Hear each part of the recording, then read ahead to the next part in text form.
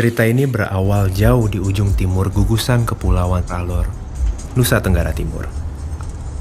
Alor merupakan bagian dari pusat keanekaragaman hayati laut dunia. Kawasan unik di mana ekosistem padang lamun, terumbu karang, dan mangrove berjumpa. Tempat dugong bernaung dalam padang lamun indah yang hampir terabaikan. Perjalanan kali ini sangat berarti buat saya. Mendengar kisah-kisah sederhana yang muncul dari sosok biasa dan menemukan inspirasi dari apa yang telah mereka perbuat. Orang tua, ya, masak baik tur.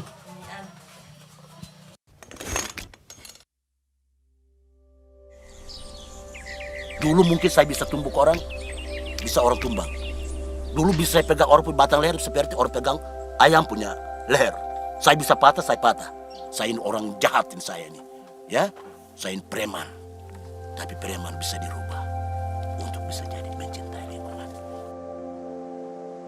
Kita mulai konservasi ini, turut sama-sama untuk melindungi alam ini mulai membuktikan bahwa kesadaran mereka gabung, terpanggil, akhirnya mereka bisa bantu saya, yang saya tidak pernah pikir habis.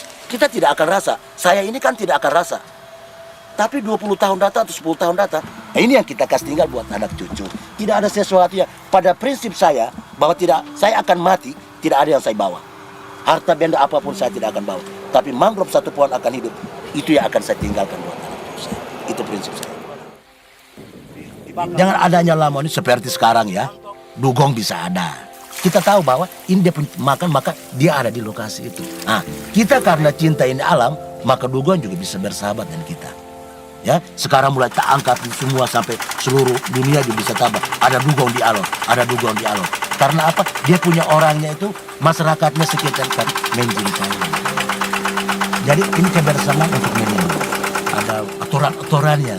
Dari sini ke tempat lokasi dugong, tamu tetap ada di atas perahu sebelum dugong itu datang. Saatnya dugong itu datang, tamu tetap ada di atas perahu.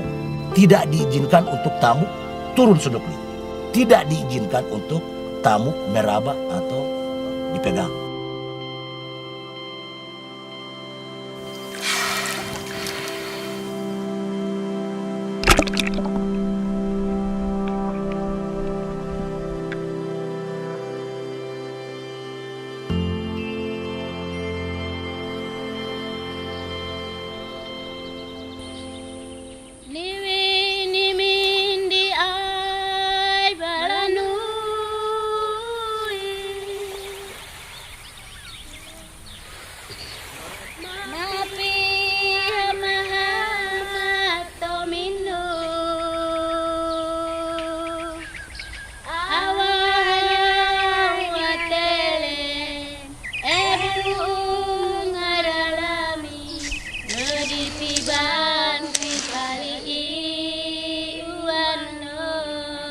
Seringkali, sesuatu yang besar itu muncul dari tindakan kecil.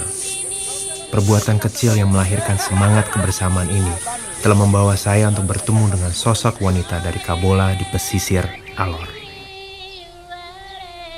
Ini namanya kelompok cinta persahabatan. Dia punya sahabat itu ada di mana-mana, itu ada saja.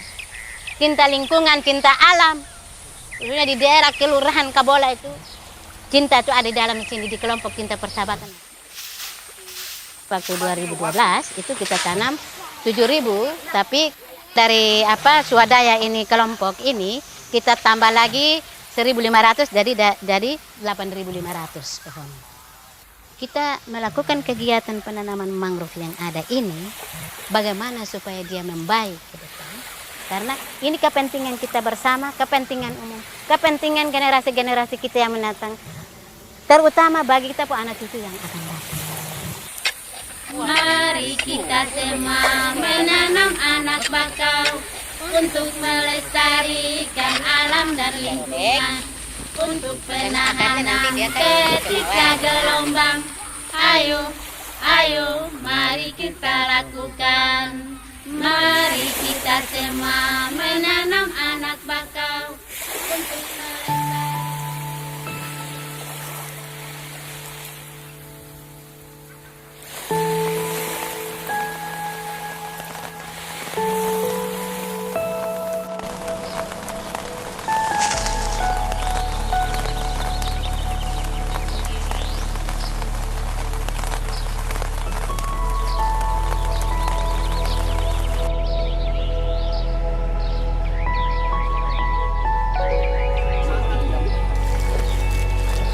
ini mulai dari ujung situ sampai sana.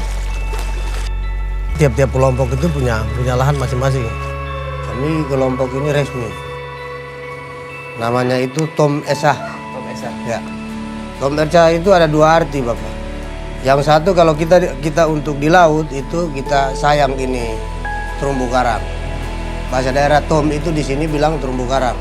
Kalau Tom untuk bahasa sehari-hari di sini hati. Jadi kasih sayang. Ya. Ada dua arti. Kita bawa ke laut berarti kita Tom Esa untuk ini berarti sayang terumbu karang. Ya. Peraturan sudah dari pemerintah desa sudah. Itu juga inisiatif dari kita kelompok-kelompok budidaya rumput laut ini. Sudah sepakat semua, sudah peraturan desanya itu tidak boleh merusak itu terumbu karang, tidak boleh memotong itu bakau, tidak boleh bawa-bawa barang beracun untuk memusnahkan ikan itu. Yang bahasa di sini dibilang tuba, potas, buah-buah racun yang diparut untuk dikasih mabok ikan itu udah dilarang semua. Sampai dengan penggalian pasir. Sekarang itu kan rumput laut ini hanya ais-ais sama ini saja. Kemarin itu kan orang Tuba ini juga ikut mati. Jadi sudah ada hasilnya.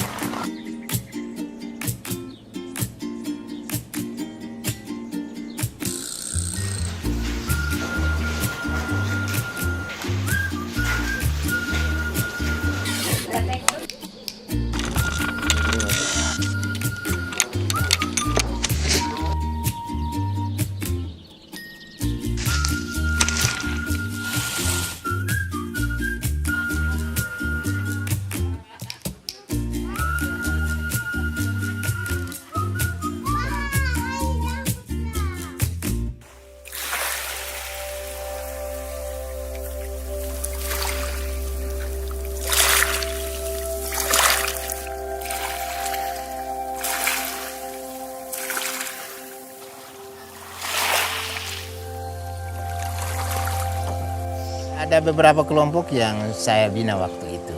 Ya sekitar 97 itu ada bentuk kelompok lagi.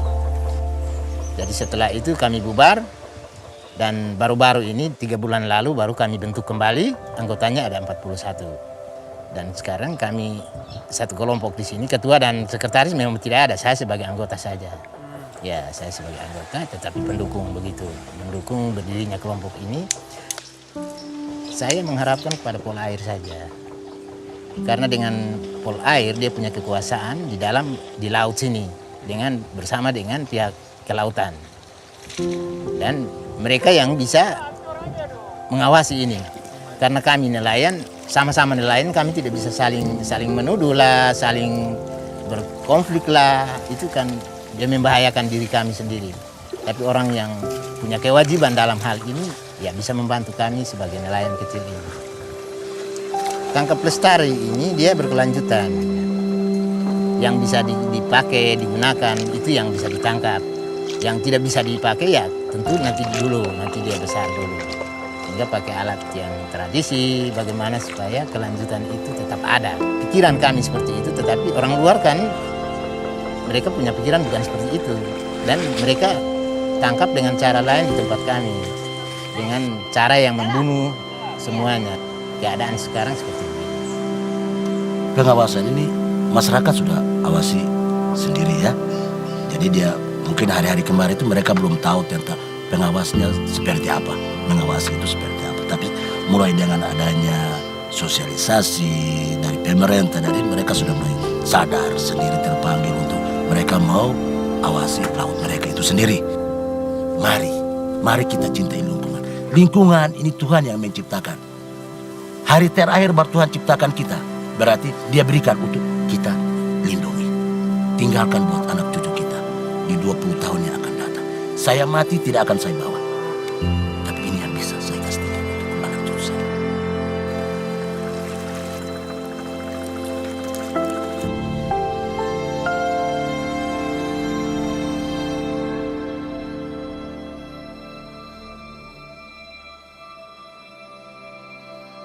Pelestarian alam dan keseimbangan lingkungan hanya akan berhasil bila semua orang sadar dan peduli untuk melakukannya. Apa yang terjadi di kawasan konservasi Suaka Alam Perairan Selat Pantar ini membuktikan ke kita bahwa kepedulian dan kesadaran akan alam yang lestari bisa melahirkan kehidupan yang dinamis antara manusia dan alam. Sebuah keadaan yang harus diapresiasi dan terus dikembangkan.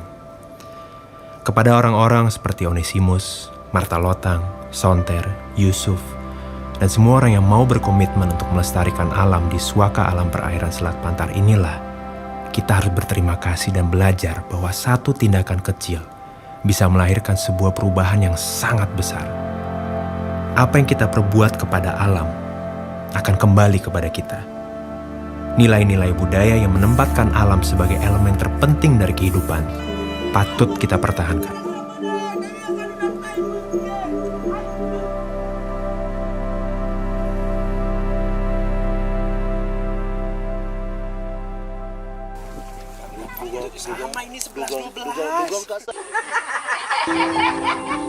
Saat ini mereka terlihat semakin menua. Namun mangrove kecil yang telah mereka tanam dulu akan selalu bercerita bahwa hidup tidaklah sekedar hari ini. Inilah yang menjadi jawaban mengapa saya berada di sini. Karena di tanah Alor ini saya mendengar suara alam yang dicintai masyarakatnya.